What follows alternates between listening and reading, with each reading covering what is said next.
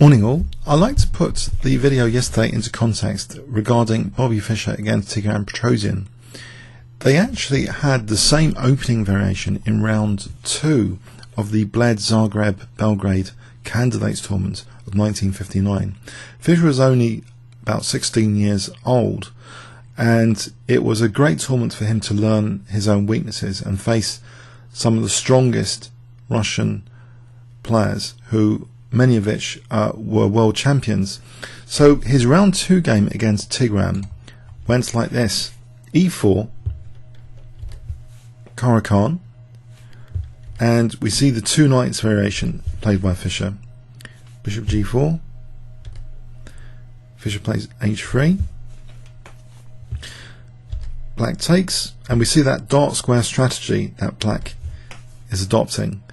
So giving up the light square bishop and aiming now after d3, e6, strengthening the centre, but also now this idea of bishop b4 to exchange off these dark square bishops. Fischer played g3, bishop b4, bishop d2 and d4. So this strategic exchange of dark square bishops also means that if this bishop can be made to look a bit silly on g2, black's problems should be few and far between. After knight b1, the popular move nowadays, according to Livebook, is actually queen b6. And queen b6 was actually the subject of another game of Fischer's in this tournament, where someone else tried the Caro-Kann against him. But in this game, bishop takes d2 check was Petrosian's favourite move here, just to take immediately, even though the knight's coming to c4, which seems very useful. e5, bishop g2, and now Petrosian plays c5, after castles, knight c6. So this all looks very familiar from the game we've looked at yesterday on the channel. So this is the earlier game, which is not inside Fischer's memorable games book. So yeah, there were some interesting games not featured there. In fact, after queen e2, Fischer's idea of f4 is apparent, and in this round 2 game we see a remarkable move played by Tigran against this f4. I wonder if you can spot it if I give you 10 seconds starting from now.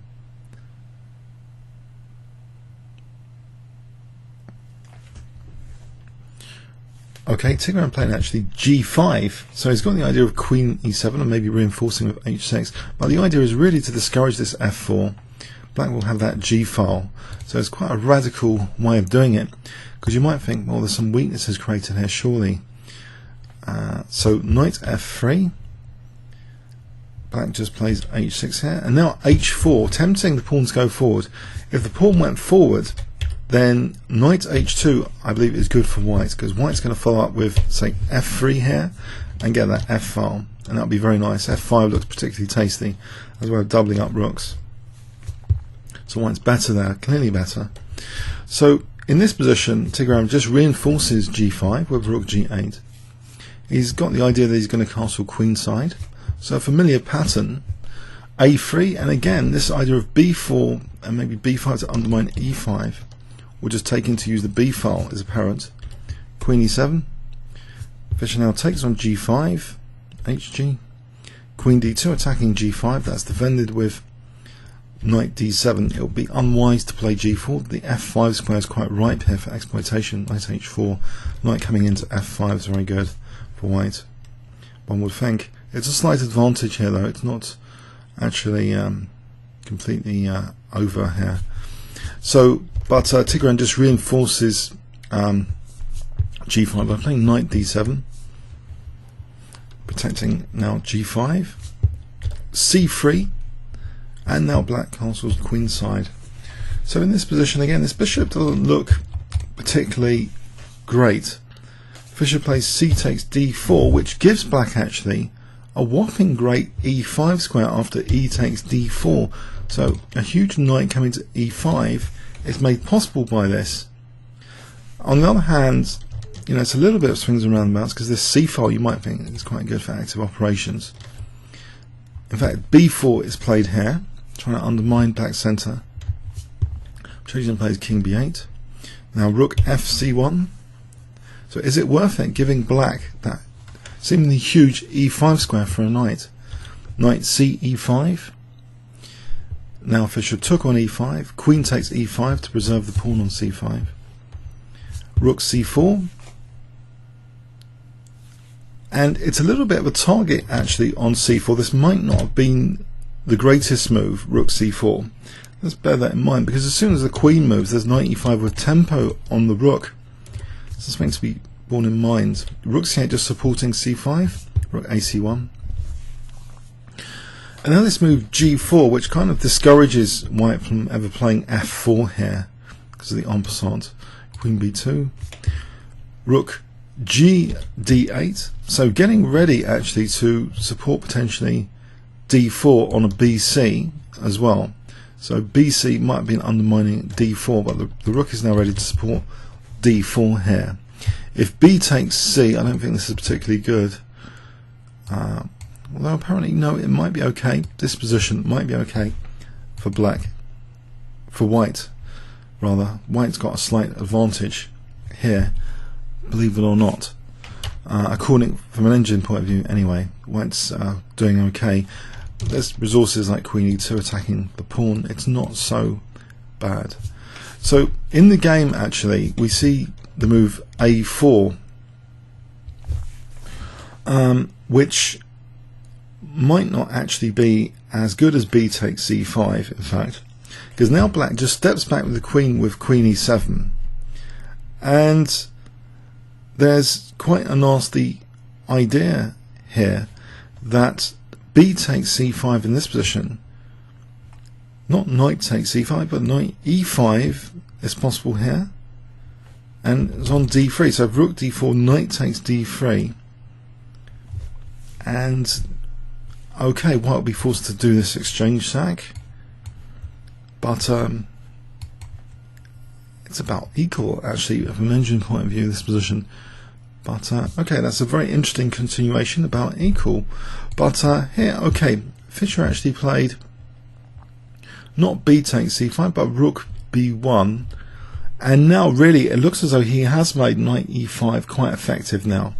Knight e5 in this position seems quite effective on that d3 pawn. So he takes on c5, but rook takes c5, takes, now knight takes d3. The thing is, black has got this whopping great passed pawn, this passed d pawn now. Queen d2, knight takes c5, and black now is of course a pawn up. And he check here to win this pawn. Well, there's the a pawn after, and this is what happens. Check takes this pawn on g4, so making the pawns mobile, but knight takes a4, black is still a pawn up. And more significantly, this is a passed d pawn. So something went badly wrong there in relation to the knight e5 ideas to have this position. Well, Fischer may have reckoned that this bishop is actually finally a good piece in this position against b7, and he exploits that with e5. So immediate threats. So on b7, knight c5 protects b7. Queen f3. And now actually there's no threat on b7, just d3 pushing the pawn. Queen e3. Pushing the pawn again. The pawn has to be stopped now, bishop f3. And Tigran plays knight a4, teasing white because rook takes b7. Well, just take with the queen because the pawn's queening here. That would be end of game for white. So knight a4, we see actually queen e4, and there was actually a seemingly crushing move from an engine point of view, knight b2 here. So if rook takes b2, we have queen c1 check. And that's all over because queen takes b2, we're protecting, pardon me, queen takes b2, we're protecting b7 against the mate. So knight b2 drives, it seems, the pawn forward. What could white have done here? It seems white's completely busted here. For example, bishop d1, knight takes, rook takes. Well, I don't think it's not necessarily the case. Queen C1, or is this possible? Even Queen C1, I think. White's really in a bind here, and if Black can do this and get away with it, this is okay as well. This is lost for White. So okay, but in the game, Tigran didn't play Knight B2. He played Knight C5, and after Queen E2, we see A6. So the King's trying to use A7, and now Tigran's interested actually in getting his pawns going quite slowly. Rook D3, Queen F4, Queen D7. Now threatening D1 again, Queen C4, attacking the knight. B6. The pawn has to be stopped. Rook D1, and we see a remarkable slow but gradual crawl here. And I want to just show you the general gist of what happened here, because it's quite long and protracted from this position. But the gist is that Black has these passed pawns, and he starts squeezing Fischer. A5, Queen F4, Rook D4, Queen H6. Now B5, the passed pawns are coming down. Can White get any dangerous checks or anything? The Queen seems to be just going around a bit pointlessly, really, trying to probe. But I guess there are hidden dangers with Queen E3. Of course, now Rook takes D2, for example, is threatened, so Petrosian gets out of the way. Bishop E2, and now the pawns are ready to go a little bit more, one step at a time. Queen C3, and okay, what is White actually threatening? Doesn't seem to be threatening anything too much, but King B6 was played. Queen E3 threatening Rook takes D2 again, because of that pin. Knight C5 unpinning. Bishop F3, and now another pawn push. B4, the squeeze is really on. Check. Knight E6, Queen H8. Okay, trying to get some checks going, it seems, but Queen D8 just fends off any checking possibilities. Queen H7, attacking F7, Queen D7, protecting F7, Queen H8 again. And now Petrosian takes this decision here of not minding Queen B8 check. He plays B3. So we get this check, another check, another check, and the King now comes to C4. White looks to be fairly helpless here. Black is making progress systematically. Queen G8 seems just pointless, really. Black is still making progress, but what is the actual concrete threat here? Maybe he's waiting for something, an opportunity like Bishop E2 check here.